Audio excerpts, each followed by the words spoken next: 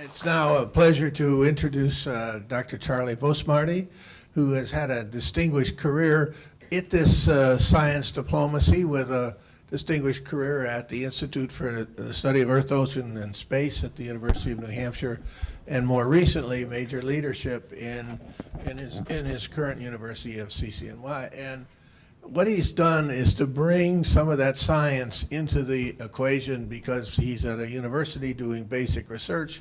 But he's also working with IIASA to look forward to an initiative there. And he is also a commissioner on the United States Arctic Research Commission. So he's running that game well. Hydrologist originally, and we met many years ago in a classroom. Thank you, Charlie. Thank you, Bob. Someday Bob will get to understand exactly how to pronounce my name, but it's okay, Bob. It's After all these years, I still don't do it well. It's a tough name. It's a tough name. So anyway, I'm greatly honored to address the crowd here today, and I've been charged with representing a planning team for something that's attempting to make very tangible a framework to integrate the many important concepts that have been thrown out on the table today, and to try to grasp some of their interconnectedness. And that's through the Arctic Futures Initiative. And the way we're going to do this is we're going to do this in a very unique way that in some sense only IIASA, I believe, can do, or one of the few places where scientists and policymakers and those who care about the future can come together and really bring together a holistic picture of change and how to manage it. So IIASA's particular niche in the Arctic is, in my sense, to provide really three basic components. The first is its inherent analysis capability, really focusing on systems level approaches to broad-scale challenges, and is one of many initiatives that IIASA is involved in, and you got a flavor from Pavel about what it's all about earlier in the afternoon. It's also meant to be a fair broker where it creates a collaborative environment, you might say, in order for a co-design process to take place. And that co-design process in the context of the rapidly changing Arctic is really focused on defining future pathways, and defining future pathways not just for the sake of projecting into the future, but projecting pathways into a sustainable development set of endpoints, or alternatives, you might say. And it also, as part I guess, of the fair broker function of IIASA, is to really try to integrate perspectives of the research community. I'm a researcher, so I try to generate basic knowledge, but it's fundamental, if we're going to be making good decisions about the Arctic, to take the fundamental knowledge and place it into different contexts: business context, policy-making context, the impact of change and understanding it on indigenous and local communities and the societies that depend on Arctic ecosystems and Arctic society. In an encapsulated sentence, I'm going to read it so I don't miss any words. The AFI mission is to create a collaborative science-based process by applying systems analysis to better understand plausible futures and inform decision-making within and beyond a rapidly changing Arctic. And it took me 20 seconds to read that, but it took about 4 hours to actually craft that statement. You probably cannot see the diagram on the right, and I apologize for that. But fundamental to its success, we believe, will have the necessity of engaging policymakers, that's that tan-colored circle, business community representatives, the blue circle, and Arctic residents through a global civil society framework.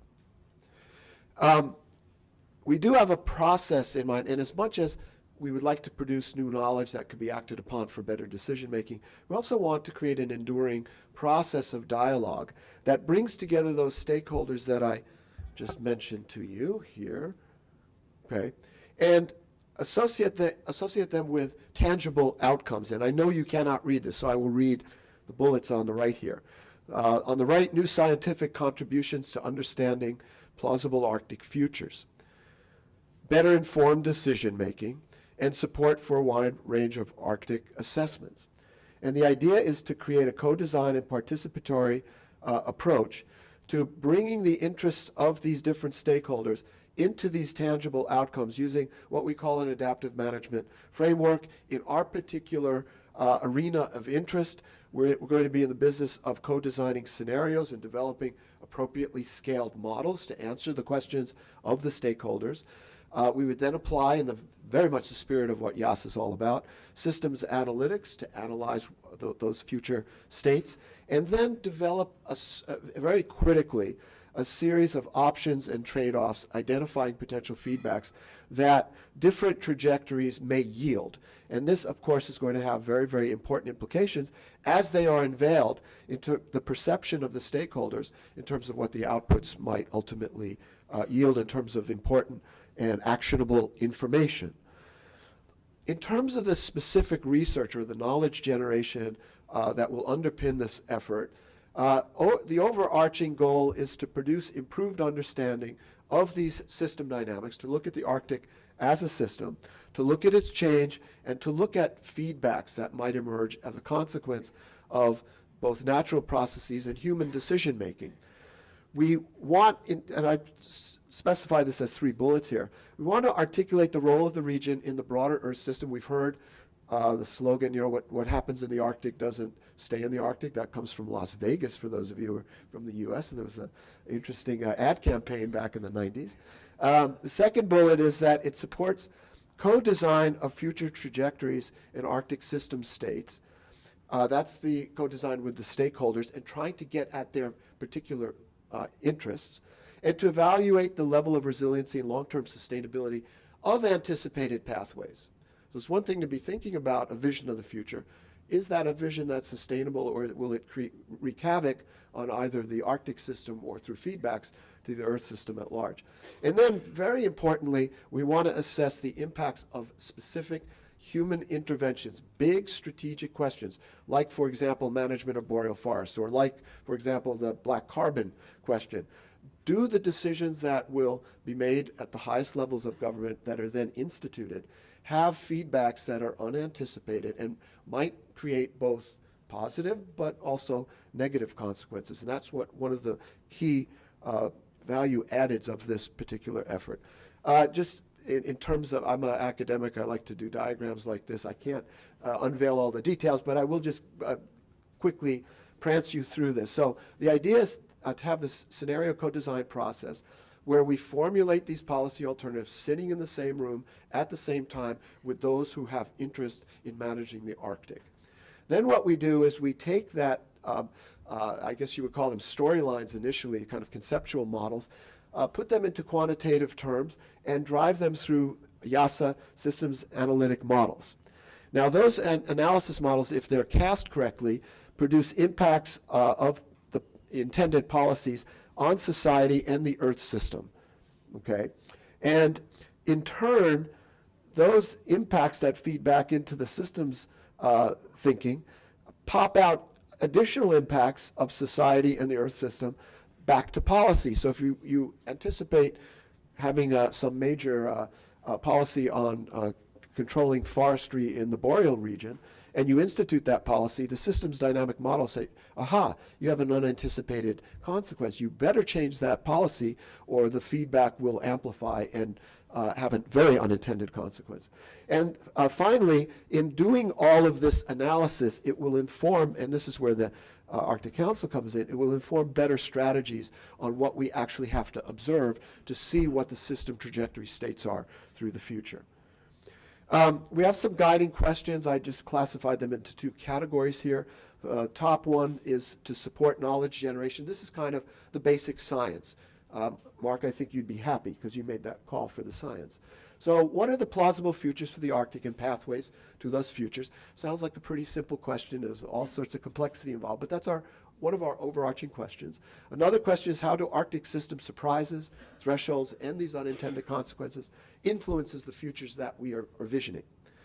Then there's also a set of questions, and this is part of the process of dialoguing with stakeholders, to support the participatory process. Can we learn something by asking the fundamental question, what kinds of information do decision makers need to make better decisions about the Arctic, and then also to avoid and perhaps deal with these unanticipated system behaviors. And the second one is how can the many potential conflicting Arctic interests, and you've heard many, many of these over the last hour or so, socioeconomic, environmental, cultural, how can these be reconciled in the context of a very rapidly changing Arctic? So we have basic science that we're targeting, but we also have basic process questions to engage the stakeholder community. This is a complicated diagram. Again, I apologize, I'm a professor. But there is a message to be told here. So there are actors, and we showed you a little diagram earlier of the fact that researchers and business communities and policymakers are coming together. They have values. They have values such as the quest for economic growth, or for that matter, sustainability, or transparency, or cultural preservation, whatever that might be. And they have also drivers of the system that are not controlled. They're uncontrollable drivers, as it were, driven, for example, by global population increase or the demands of the global economy, societal change, technology change, etc.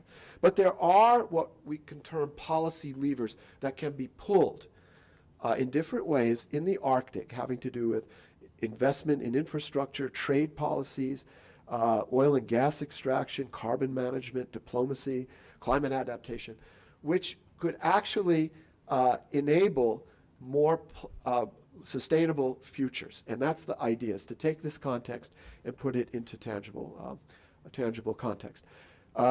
Almost done here. Okay, we talked earlier, or my previous speakers have spoken about the need for collaborative engagement. There's no need really to go over this list except to say that IIASA is cognizant of the fact that there are many players around the table. We don't want to repeat or supersede their interests. We want to amplify the value of systems thinking to these different teams. There's a timeline for the effort. We're now in year 2016, so we're ending the planning phase. We're going rapidly into a development phase where we're going to engage more partners. Hopefully some of the people in this room will be interested in joining. And then around 2017, we'll be launching the initiative. Further information can be found at this website, and I encourage everyone to look us up. Charlie, thank you very much. Very coherent picture. Appreciate it.